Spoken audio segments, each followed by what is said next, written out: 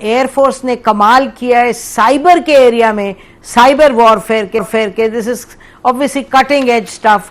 और यानी हम जब लिस्ट देख रहे हैं जहां जहां टारगेट किया और जो जो सक्सेसफुली टारगेट किया फ्रॉम इनकी जो ग्रिड स्टेशंस हैं वो to their sensitive post positions, ये तमाम जो मामलात हैं इस पर थोड़ा सा बयान कीजिएगा और एयरफोर्स का रोल और किस तरीके से ये सब मैनेज हुआ है।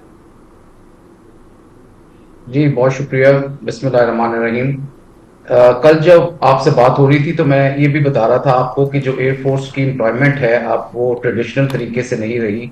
एयरफोर्स में अब जिस तरह की टेक्नोलॉजी आ चुकी है और दुनिया की तमाम जितनी भी मॉडर्न एयरफोर्सेस हैं या मिलिट्रीज हैं इन जनरल, उनमें वो अब टेक्नोलॉजी का इस्तेमाल बहुत ज़्यादा हो चुका है। और जब एक सिस्टम आता है जिस तरह राफेल की जो एक वीकनेस थी इंडियन एयरफोर्स में होने की, वो ये थी कि उसकी इंटीग्रेशन बहुत अच्छे तरीके से बाकी सिस्टम्स के साथ नहीं थी। ये एक नेटवर्किंग होती है जिसे नेटवर्क सेंट्रिक वॉरफेयर कहते हैं। तो नेटवर्क सेंट्रिक वॉरफेयर में आप तमाम सेंसर्स और शूटर्स को इंटीग्रेट करते हैं ताकि in case of battle space जहां पे बहुत ज्यादा क्लटर होता है, जहां पे ड्यूरेशन होती है स्पेस की और बहुत ज्यादा एयरक्राफ्ट फ्लाई कर रहे होते हैं, जो पहले दिन किए भी जिसमें तकरीबन 125 से 150 जहाज मौजूद थे, तो उसमें आप अपने जहाज को और अपने वेपन को जिनकी रेंजेस बहुत ज्यादा होती हैं, 150-200 से लेकर 400 तक रेंजेस होती हैं, इफेक्टिव तरीके से उसको एम्प्लॉय कर सके with identification of friend and foe, और उसको क्लियर लाइन ऑफ साइट मिले कि किस वेपन ने पहले लगना है और किसने बाद में लगना है।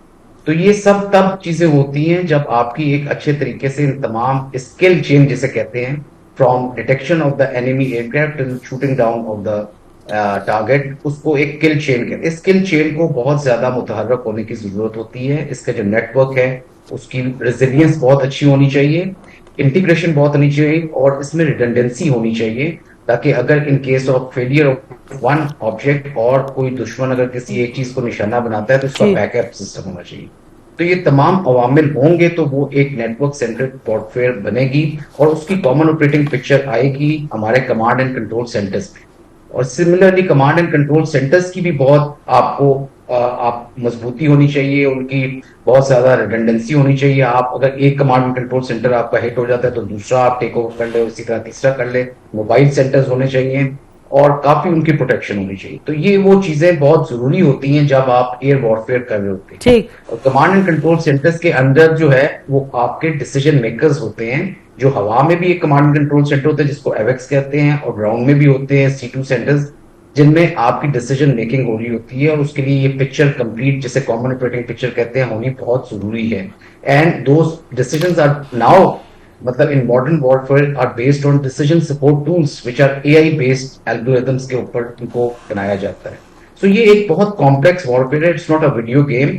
इसमें बहुत सारी जो है चीजें इन्वॉल्व होती हैं और जब तक इस सिस्टम को हम इस तरह से सिस्टम ऑफ सिस्टम्स नहीं बनाते तब तक एक अच्छे तरीके से हम अपने वेपन को एम्प्लॉय भी नहीं कर सकते। It is just like having an जी हाँ, it is just like having an iPhone and using it like a traditional phone, और उससे आप सिर्फ कॉलिंग कर रहे हैं और बातचीत कर रहे हैं और उसके बाकी फंक्शंस को आप नहीं कर रहे।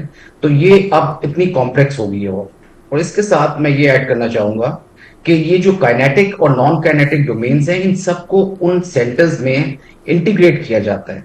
ये आपने साइबर की बात की, आर्टिफिशियल इंटेलिजेंस की बात की, स्पेस की बात करें, और बड़े मीन्स होते हैं नॉन काइनेटिक जिसमें इलेक्ट्रॉनिक वॉरफेयर वाले एलिमेंट्स होते हैं। इन सब को उसमें डाला जाता है ताकि जब जंग लड़नी है हमने तो कुछ एनिमी को नुकसान हम काइनेटिक तरीके से पहुंचाते हैं, कुछ नॉन काइनेटिक तरीके से पहुंचाते हैं।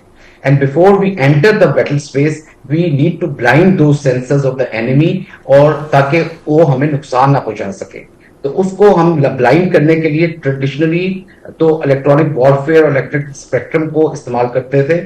अब हम साइबर वाले स्पेक्ट्रम को भी इस्तेमाल करते हैं, और cyber warfare is very much part of our offensive operations as well as defensive operations. जी तो ये मैं आपको कहना चाहूंगा कि एयरफोर्स जब आप ये समझें कि जब आप देख ग्लोबल जो असेसमेंट्स होती हैं, when Pakistan forces are slotted there in the top 5-6 forces, 4-5 forces. अभी तो एयरफोर्स के बारे में हम देख रहे हैं, वेस्टर्न जरीदे कह रहे हैं कि पाकिस्तान की टॉप मोस्ट एयरफोर्स जो उसकी परफॉर्मेंस वाइज।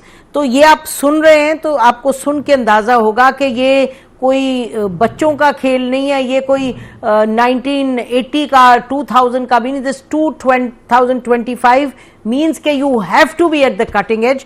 तो माशाल्लाह very professionally executed जो इस वक्त इनकी मिशंस थी. और अभी जैसे एयर मार्शल आपको बता रहे थे आमिर मसूद साहब के वो जो एक्सप्लेन कर रहे हैं वजूहात जिसकी वजह से ये it has been माशाल्लाह successful and very professionally executed.